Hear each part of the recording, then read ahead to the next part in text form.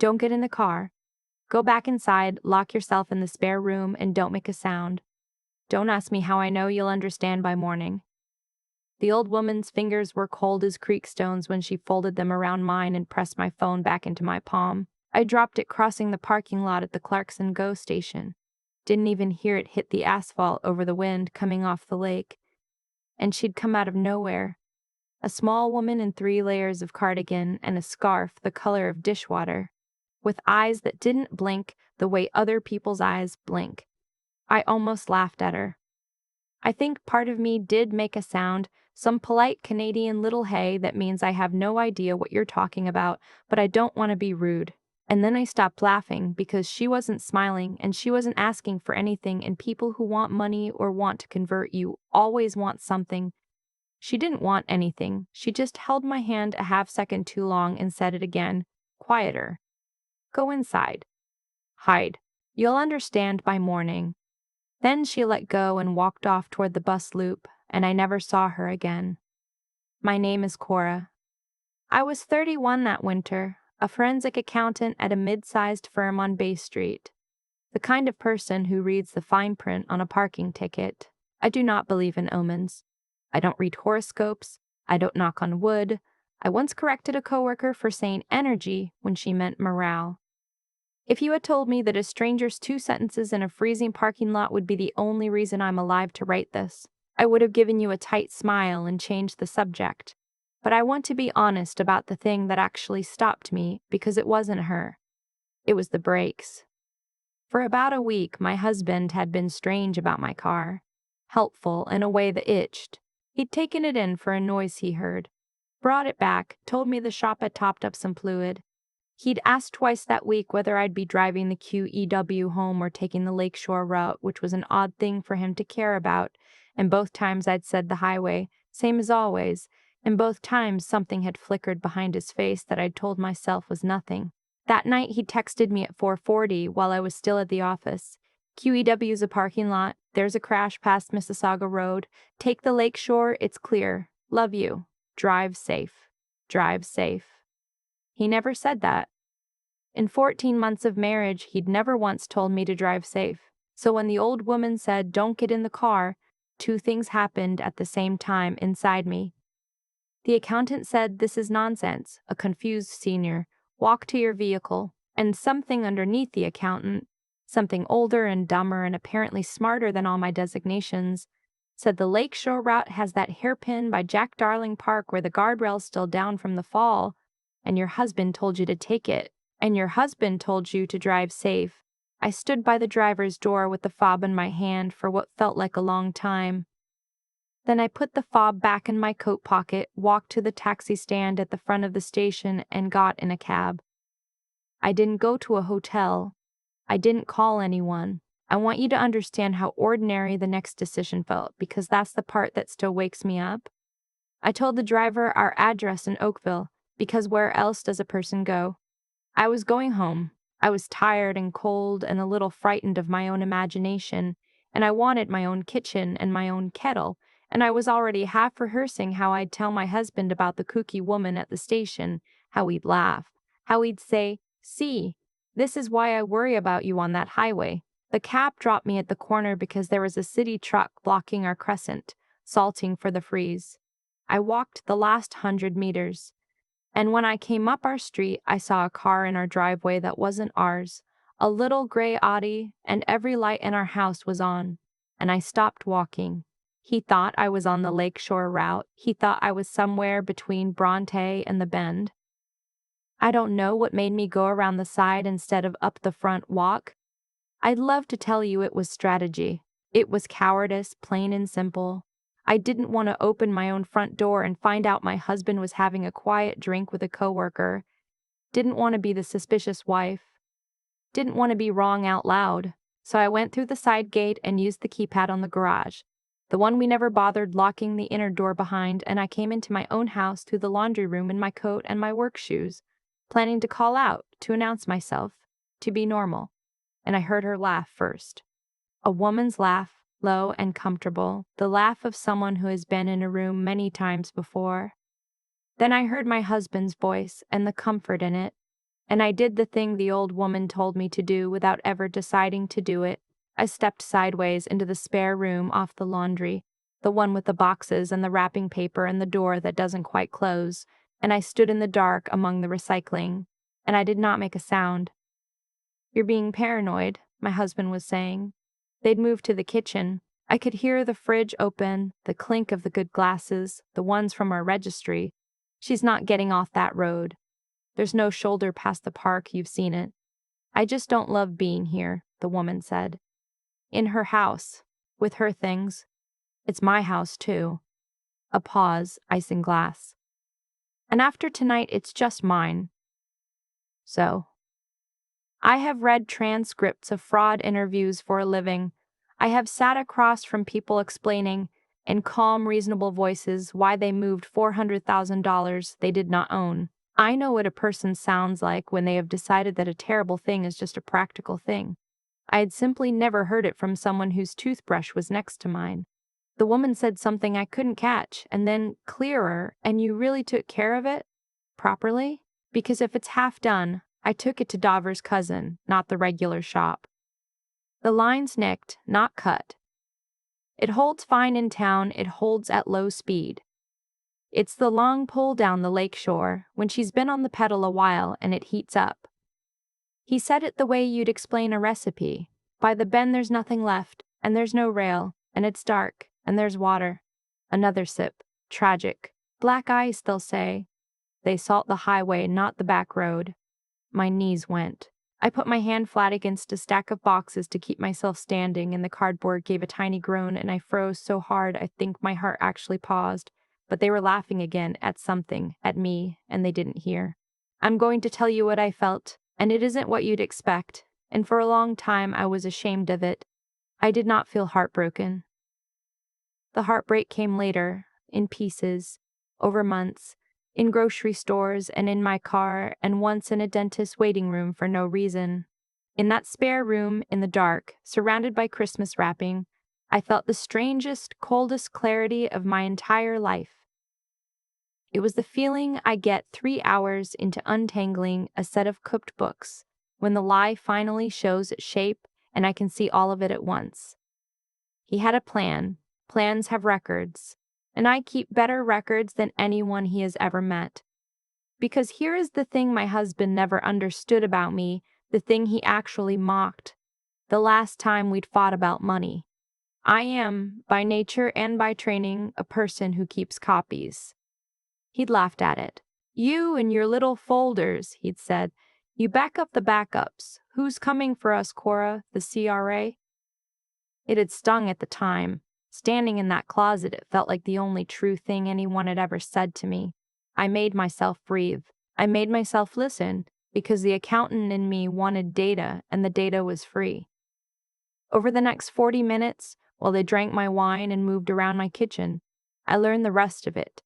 And it was worse than the brake line, because the brake line was only meant to make the rest of it clean. They had been moving money for months. He talked me into refinancing the townhouse in the spring. Rates were good, he'd said. We'd consolidate. We'd pay down my line of credit. It just made sense. I'd done most of the down payment when we bought. Money from before him, money I'd saved one boring, responsible year at a time, and I'd let him handle the refinance because he was better with the bank guy. He had pulled a home equity line against the place, and I had signed where he pointed, half reading, trusting. Because that's what you do, you trust the person you married. He'd opened a joint investment account at the start of the year and convinced me to roll a chunk of my own savings into it for tax efficiency, and I'd been moving my contributions there instead of my own RRSP, and I had not once logged in myself, because he managed it, because that was his thing, because I was tired and it was one less password, and in November, I remembered it now with a sick lurch. He'd sat me down with a folder of forms one Sunday after my dad's surgery, when I was raw and grateful and not thinking, and he'd said it's just responsible. Every married couple should. And I'd signed an updated life insurance policy with Sun Life and a power of attorney for property and a beneficiary form, and I had not read a single line because he booked the appointment and printed the forms and tabbed the signature lines with little yellow flags, and because I'd just watched my father go under anesthetic, and I wasn't capable of caring about paperwork that day. He'd chosen that day. I understood that now, in the dark. He'd chosen the worst day for me on purpose because it was the best day for him. She signed everything, the woman asked. The mistress. I still didn't know who she was, only that she knew the inside of my marriage better than I did. Everything. I could hear the smile. She doesn't read. She thinks she does. She thinks reading is for the office. A pause. The policy clears the holding period in March.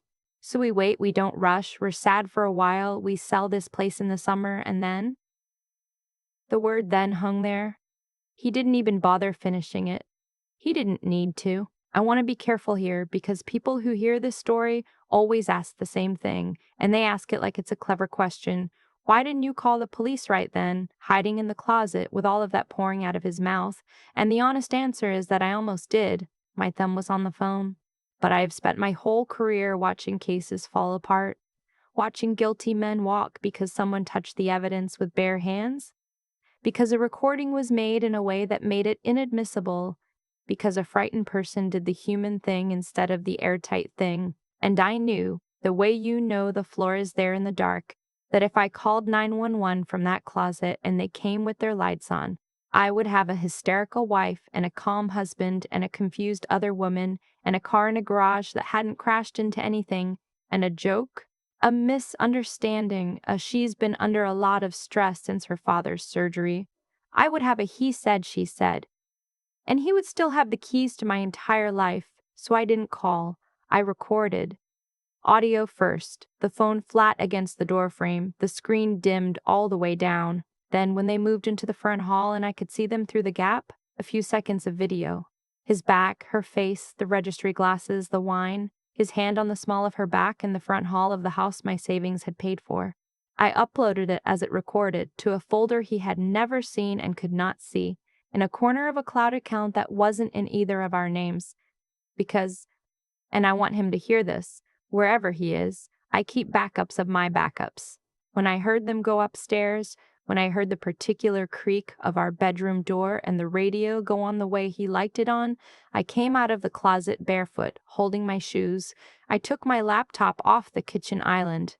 I took the external drive from my desk drawer and my passport from the safe. The code to which he had also, of course, watched me enter many times, and the folder of original signed documents, because I am the kind of person who keeps originals. And I let myself out through the garage side door into the cold, and I walked back down the crescent past the salt truck, and I called a cab from the corner like a woman who'd had a long day. The brakes held fine at low speed. He'd told her so himself. They held fine all the way into town. I didn't sleep. I checked into a Holiday Inn Express off the 427 with my own card, the personal one he didn't monitor, and I set my laptop on the desk, and I started at 11:40 at night, and I did not stop until the windows turned gray. The first thing I did was not call anyone. The first thing I did was log into the joint investment account, the one I'd let him manage, using the password reset on the email he didn't know I still controlled, and I read it like a case file, and it was all there. The way I knew it would be, every transfer, every contribution he'd quietly redirected to scheduled outbound transfers queued for the following week. I canceled both. Then I changed the password and the security questions and the recovery email, and I sat there for a second, just breathing, looking at my own money, which I could see again for the first time in a year. Then I did the thing that I am, professionally, very good at. I built the file. Not an emotional file, a clean one, timestamps. The original signed documents, scanned. The November forms with the dates that lined up so neatly with my father's surgery. The HELOC paperwork, the refinance, the beneficiary change, the investment account statements showing the redirected contributions, the audio, the video. I wrote a covering summary the way I'd write it for a client. No adjectives, no betrayal, no monster. Just the chronology, the dollar figures, the names, and the single sentence at the end that needed no embellishment. Vehicle brake line altered in anticipation of fatal collision on Lakeshore Road, Oakville. At 6:15 in the morning, I emailed a family lawyer named Devika, whose name I'd kept in my phone for 2 years because a friend's divorce had been ugly, And I am, again, the kind of person who keeps a name like that just in case. Subject line, urgent, safety and financial. Please call. No drama, just the file and a one-line note. She called me at 7002. I have never been so glad to hear a stranger's voice in my life. At 8:30, when the line opened, I called Halton Police, non-emergency, and then, on Dabika's advice, I went in person because a woman walking calmly into a station with a labeled USB drive and a forensic accountant summary is a very different thing from a 911 call from a closet at midnight. I sat with a detective, and I did not cry, and I did not rant, and I laid it out the way I'd lay out a fraud for the crown. And at the brake line part, she stopped writing and looked at me and asked, very quietly, where the car was now. In our garage, I said. I haven't driven it. I didn't touch the line. She made a call before I'd finished my coffee. I want to say something here, because of all the questions people ask me. This is the one that actually matters, and the one nobody asks. They ask why I opened the door to him later. They ask why he had a key. They never ask whether I warned anyone. So I'll tell you, I did. Because the thing he'd done to my car was the kind of thing that doesn't care whose car it's done to. I told the detective there was a chance, small, but I'm not an engineer, that whatever his guy had done could fail on someone else, that the car had sat in a shared garage on a residential street, and I made them treat it as a live hazard and not just my evidence. Maybe that's a small thing. It didn't feel small to me. I was not going to be a person who knew about a danger and sat on it because it was useful. He was that person.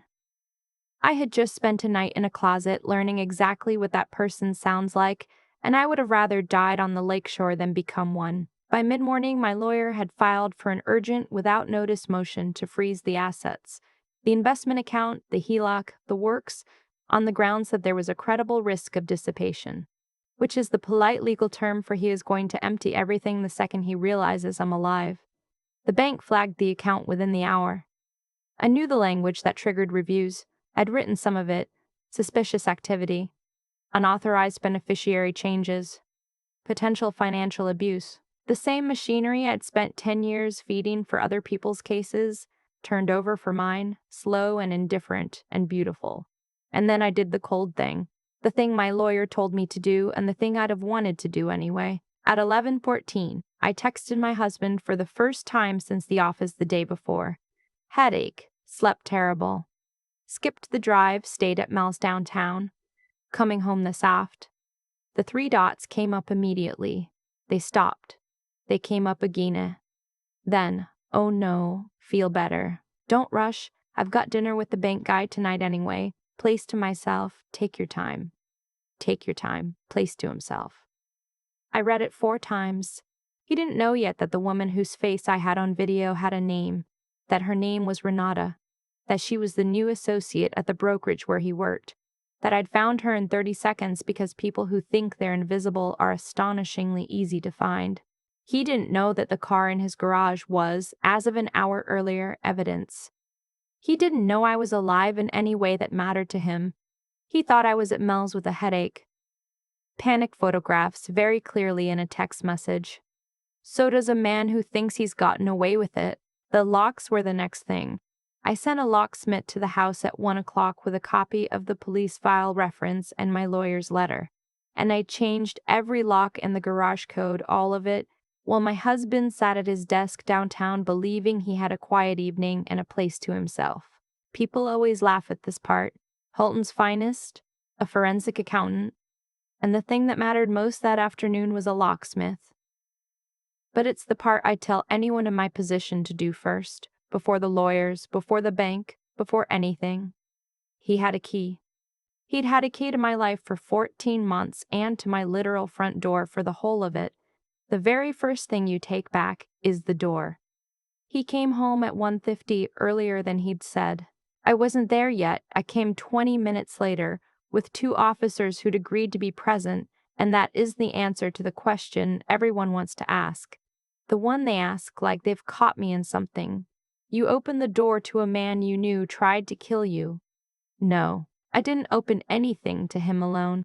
By the time I pulled up, he was already standing on our porch in the cold because his key didn't work and his code didn't work, and the place that was supposedly half his and soon to be all his had locked him out, and he was pounding on the door of a house he could not get into, and there were 2 police officers in the driveway watching him do it. I want to describe his face when he saw the cruiser, but I don't have the words for it that aren't cliches, so I'll just tell you what he did. He stopped pounding. He turned around very slowly, and he arranged his features into the expression I'd seen 100 times across our kitchen table. The reasonable one.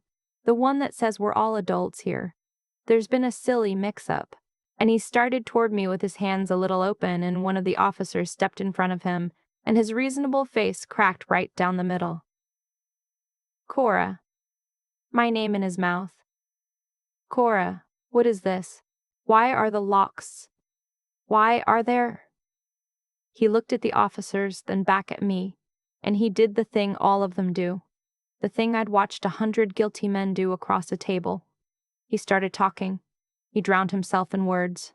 Whatever you think you heard half a conversation.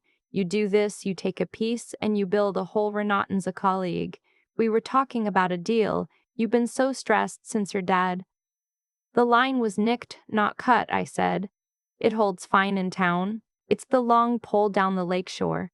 I have never watched a human being go that color. He'd said those words in my kitchen 16 hours earlier, thinking the only person who could ever hear them was the woman he was going to spend my insurance money with. Hearing them in my mouth, in the driveway in front of 2 constables, was the first moment I think he understood that the closet had not been empty, that I had been 10 feet away the entire time, that the predictable wife who doesn't read had been reading him. He didn't confess on the porch. They never do, the smart ones, and he was smart, just not as smart as he believed. He said he wanted his lawyer. They told him that was his right, and as they were walking him toward the car, his phone went off in his coat pocket, and on reflex, the deepest reflex he had, he reached for it, and one of the officers said, "Leave it," and he left it, and I watched him realize all in one go, standing in our driveway, that he didn't get to answer anything anymore. The bank, his lawyer, the brokerage, who'd already heard, his mother. Because yes, I'd sent her the short version too. Not the break line, I wasn't cruel. Just the part where her son had a girlfriend in his wife's kitchen drinking from the registry glasses, because she had stood at our wedding and told me I was the daughter she never had, and she had a right to know what her son actually was. His phone buzzed, and he wasn't allowed to touch it, and that, more than the handcuffs, was the moment the control left his face for good. He had spent 14 months managing every account, every password, every appointment, every form with its little yellow flags. And now he couldn't even pick up his own phone. I'd like to tell you the rest was quick. It wasn't. The charges around the car took months, and a forensic mechanic and a man named Daver's cousin who, it turned out, kept his own kind of records and was extremely interested in not going to prison alone. The financial side I could have done in my sleep and more or less did. We were never officially separated long before it was all just paperwork, and paperwork, as my husband once observed, is my whole life. The frozen accounts thawed back into my name. The HELOC he'd pulled against our home became a problem that was very specifically his. The Sun Life beneficiary form with the November date sat in a file with my father's surgical records clipped to it, and you didn't have to be a forensic accountant to see what that date meant. You only had to be a person who'd been kept waiting in a hospital corridor. It cost me things I can't get back. The first time I trusted someone after, my hand shook signing a lease, an actual physical tremor, over a 1-bedroom rental, over nothing. I still read every line of everything now, every parking ticket, every terms of service, slowly, twice the way he used to mock, and I no longer think it's funny when people mock it. My father, recovered, doesn't fully know the break part. My mother does, and we don't talk about it. And once a month she calls just to ask, in a too light voice, whether I'm sleeping. Mostly I am. I went back to the Clarkson GO station a few times that spring after. I'd stand near the spot in the parking lot where she'd handed me back my phone, and I'd look at the bus loop where she'd walked off, and I never saw her again. I asked a couple of the station staff, described her. The scarf, the color of dishwater. The cardigans, the eyes. Nobody knew her. I told myself she was just a confused senior who said an odd thing that happened to land, that I'd done the math myself, that it was the brakes and the drive safe and my own training that saved me and not 2 sentences from a stranger. I'm a rational person. I still don't believe in omens. But I think about her hands, how cold they were, how she folded them over mine like she had all the time in the world and none of it. And I think about how she didn't ask me for anything. And I think about the one detail I've never been able to file anywhere it fits. She didn't say don't drive. She didn't say check your car. She said don't get in the car, go inside, hide. And the only reason hiding mattered, the only reason any of it mattered, is that there was something in my own house I needed to hear. She couldn't have known that. There was no way for her to know that. I've turned it over for 3 years, and I can't make it come out clean, and I'm a person who makes things come out clean for a living. So I've stopped trying. I don't know who she was. I don't know if she was warning me about the car or about the man, and at this point I've decided it doesn't matter which, because in the end they were the same thing. The brakes and the marriage, both quietly engineered to fail at the worst possible bend in the road. I only know that for once in my careful, rational, double-checked life, somebody handed me a thing I couldn't account for, and I did the irrational thing. And the irrational thing is the reason I'm here. Whoever she was, wherever she went off to past the bus loop that night, I listened. That's all I have. I listened, and I went inside, and I hid. And in the dark of my own spare room, I finally read the fine print on my own life. For a long time, I thought the closest call of my life was the bend on the lake shore, the one with the rail still down and the water past it. It wasn't. The closest call was the version of me who would have walked to that car without thinking, the trusting one, the one who signed where the yellow flags pointed because reading was for the office. That woman almost died in my place. I've made a kind of peace with her, but I don't miss her. I'd turned the whole thing over enough times to see the shape of it now, the way I'd see it in a client's books. Nothing that happened to me was random. My husband didn't fail at being a husband one day. He chose in small, careful steps, a refinance here, a beneficiary form on the worst day of my year there, and each quiet choice made the next one easier until a nicked brake line felt to him like a line item. People become what they keep deciding to do. He decided to treat a person like a problem to be solved, and in the end, he was the one solved. By his own paperwork, by Daver's cousin who kept records too, by a woman named Renata, who learned exactly how little loyalty costs a man like that. If there's anything I'd want my niece to take from this, it isn't fear.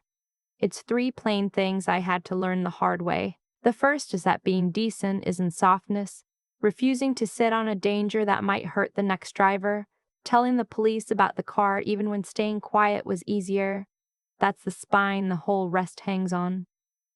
The second is to actually use the head you were given. I didn't survive because I'm brave.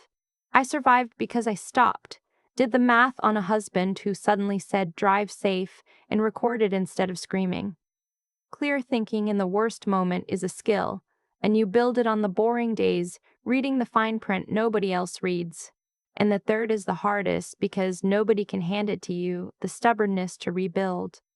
The night in that spare room was awful, but the months after, the shaking hands over a 1-bedroom lease, the lawyer calls, the slow thaw of accounts back into my own name. That's where the real work was. Anyone can have one good night of nerve. Getting up every gray morning and putting your life back together line by line is a different muscle, and you only get it by using it. I still don't know who the old woman was. I've stopped needing to. She gave me a thing I couldn't account for, and for once I did the unreasonable thing and went inside and listened. The rest I did myself. That's the only part I'd ever want credit for.